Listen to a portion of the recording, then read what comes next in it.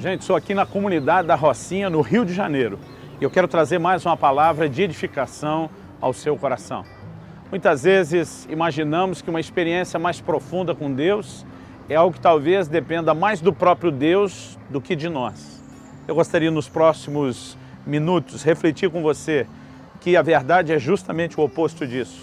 Depende mais da gente do que de Deus. Me acompanhe e vamos refletir nisso. A palavra de Deus nos declara, no livro de Ezequiel, no capítulo 47, numa visão extraordinária que o profeta tem sobre o rio de Deus. E eu particularmente acredito que o rio é uma das grandes figuras, um dos grandes símbolos do Espírito Santo, da ação do Espírito e de uma vida no Espírito. Quando você junta a visão de Ezequiel 47 com a de João no Apocalipse, você percebe que o rio emana do próprio Deus, do trono de Deus, que ele é uma extensão dele mesmo. Na visão de Ezequiel 47, a palavra de Deus diz que por onde o rio passa, tudo volta a viver, até mesmo o mar morto. O que tem esse poder de produzir vida, a não ser o próprio Deus. Podemos lembrar ainda a citação do salmista quando diz: há um rio cujas correntes alegram a cidade de Deus. Esse rio pode fazer toda a diferença na minha e na sua vida. No entanto, muitas vezes o conceito que nós temos de avivamento ou de uma experiência mais profunda com Deus é como se o rio de uma hora para outra fosse invadir a nossa vida. Tem gente que o conceito que ele tem de avivamento, associando isso ao rio de Deus, é quase como que numa certa manhã ele vai acordar e tudo está espiritualmente alagado, inundado à sua volta. Mas quando falamos do mover do Espírito, não é assim que acontece. Não é o rio de Deus que invade a vida da gente. O princípio bíblico é: nós precisamos entender o que é entrar no rio. E é isso que nós aprendemos com o profeta Ezequiel no capítulo 47 do seu livro. A Bíblia diz que o anjo do Senhor o pega e o leva como um acompanhante, medindo a profundidade do rio. Ele diz que foram medidos 1000 côvados, aproximadamente meio quilômetro. E ele diz que a água ainda dava no tornozelo. Num rio natural isso não seria possível, você andar meio quilômetro aproximadamente rio adentro e a água é rasa o suficiente para ainda dar no tornozelo. Mas o que nós vemos é que o anjo de Deus não parou e nem tampouco deixou o profeta parar. Eu creio que a razão pela qual ele não para e nem deixa o profeta parar é porque ainda não é hora de parar. Então a Bíblia diz que foram medidos mais 1000 côvados, então um total agora de 1 quilômetro. E a Bíblia diz que a água dava nos joelhos. Então mediram mais 1000 côvados, agora no total de 1500 metros. E a Bíblia diz que a água dava nos lombos. E a cada medição, nenhum deles para. Repito, porque ainda não é hora de parar. Eles somente param quando a Bíblia descreve que se tornou águas profundas, águas para se nadar. E eu quero te dizer que esse é justamente o nosso destino. Esse é o lugar do chamado de Deus para mim e para você. Deus espera que a gente entre no lugar das águas profundas. E interessante que, eu repito, não é o rio que vai invadir a nossa vida, nós precisamos aprender a entrar no rio. Profundidade é algo interessante, porque enquanto estamos nas águas rasas, enquanto estamos, seja com água na altura do tornozelo, do joelho ou do lombo, enquanto estamos com o pé pisando no chão, no leito do rio, nós estamos nos governando, a gente escolhe para onde vai. Podemos escolher se vamos para a direita, se vamos para a esquerda, mas é quando chegamos nas águas profundas, é quando não dá mais pé, que a gente vai perdendo a capacidade de se governar. Na verdade, o rio passa a nos carregar. E eu creio que isso é uma figura extraordinária da plenitude no Espírito. Quando eu e você deixamos de ser governo de nós mesmos e vivemos debaixo do governo dos domínios do Espírito. No entanto, essa experiência não é algo que um dia vai acontecer de maneira inesperada sem que a gente intencionalmente provoque isso. Algo que precisa ser entendido no Novo Testamento é não apenas a obra e a importância da obra do Espírito Santo. Isso fica claro para mim quando em 2 Coríntios 3 o apóstolo Paulo fala da nova aliança como sendo o ministério do Espírito. Ele dá uma proeminência extraordinária para a obra do Espírito Santo nesse tempo.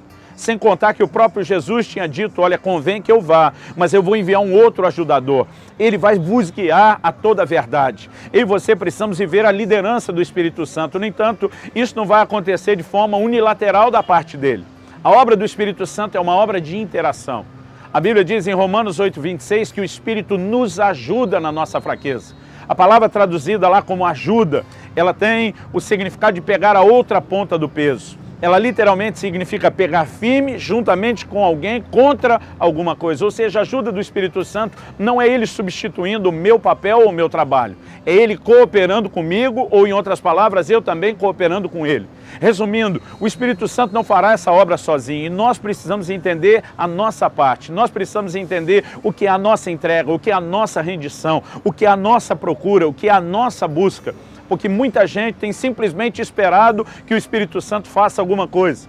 Ele fica esperando o dia que as águas vão inundar a sua vida, ele não toma atitude de dizer, eu vou entrar mais fundo, eu vou investir na minha vida de oração, eu vou separar tempo com Deus, eu quero gastar tempo me edificando. E pela falta disso, muitas vezes permanecemos nos lugares de mediocridade, de águas rasas, quando poderíamos ter entrado num lugar mais profundo em Deus.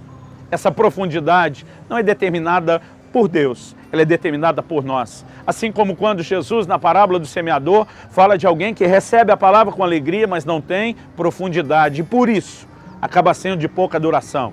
A falta de profundidade não é determinada por Deus, mas sim pela falta de resposta do ser humano. Se eu e você queremos os lugares profundos, nós precisamos decidir entrar cada vez mais. Talvez não seja algo que a gente vai alcançar depressa. A Bíblia fala de 4.000 côvados, são pelo menos 2 quilômetros água adentro. Isso significa que eu e você precisamos não só de determinação, entendendo qual o nosso destino, o lugar das águas profundas, nós precisamos de constância, de continuidade, de perseverança para chegar lá. Precisamos entender a progressividade da vida cristã. A gente começa mais raso, mas podemos ir entrando cada vez mais fundo. Essa progressividade também é algo que precisamos reconhecer. A palavra de Deus diz que a vereda do justo é como a luz da aurora. Vai brilhando mais e mais, até ser dia perfeito. Então nós precisamos entender, a maturidade é uma meta a ser perseguida, a profundidade é uma meta a ser alcançada. No entanto, isso requer de nós investimento, isso requer de nós a determinação de buscar isso. Eu olho para a palavra de Deus e eu percebo que a ação do Espírito é algo que de fato é tão importante para mim e para você, mas é algo do qual nós podemos dizer, não depende só dele. Por exemplo, em 1 Tessalonicenses 5,19, o apóstolo Paulo escreve e diz, não apagueis o Espírito. Ele não está dizendo que o crente tem o poder de extinguir a pessoa do Espírito Santo ou fazê-lo desaparecer, mas está dizendo que a obra dele na nossa vida pode ser completamente apagada, extinta, se nós não dermos a devida resposta. A palavra de Deus diz que nós não podemos entristecer o Espírito Santo. Significa que a nossa conduta pode ou atraí-lo ou pode afastá-lo. No livro de Tiago, no capítulo 4, no versículo 5, a Bíblia diz que o Espírito anseia por nós até os ciúmes. Essa atitude dele de ciúme é comparada justamente depois de um exemplo que se fala sobre uma espécie de triângulo amoroso. Tiago escreve no capítulo 4, no versículo 4, diz, infiéis, não sabeis que a amizade do mundo é inimizade contra Deus? E diz, qualquer que se constitui amigo do mundo, constitui-se inimigo de Deus. Qual a figura que ele está dizendo? A Bíblia apresenta Jesus como noivo, sua igreja como a noiva. É óbvio a relação de romance que deveria existir somente entre um e outro. Mas a Bíblia diz que quando começamos a olhar para o mundo, flertar com o mundo, nós estamos quebrando a aliança que como noiva deveríamos manter com o nosso noivo. E é justamente isso que deixa o Espírito Santo enciumado. Uma atitude contínua de desagradá-lo através da nossa carnalidade, de desagradá-lo através de flertar ou tentar estabelecer uma amizade com o mundo, em vez de intensificar a obra dele, na verdade vai apagá-lo, vai afastá-lo das nossas vidas. Isaías 63:10, a Bíblia diz, eles contristaram o seu Espírito Santo, pelo que Deus se lhes tornou inimigo. Um ato contínuo de entristecer o Espírito Santo, em vez de atraí-lo, de intensificar a obra dele, na verdade vai afastá-lo.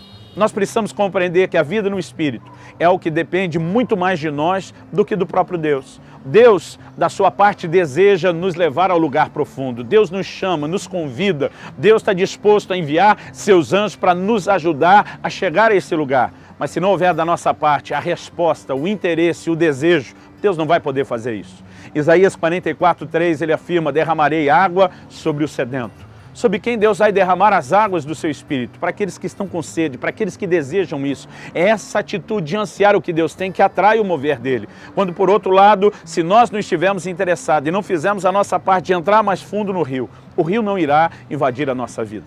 Eu creio que o desejo do coração de Deus, assim como espero que também seja o seu, é de entrar nesse lugar das águas profundas.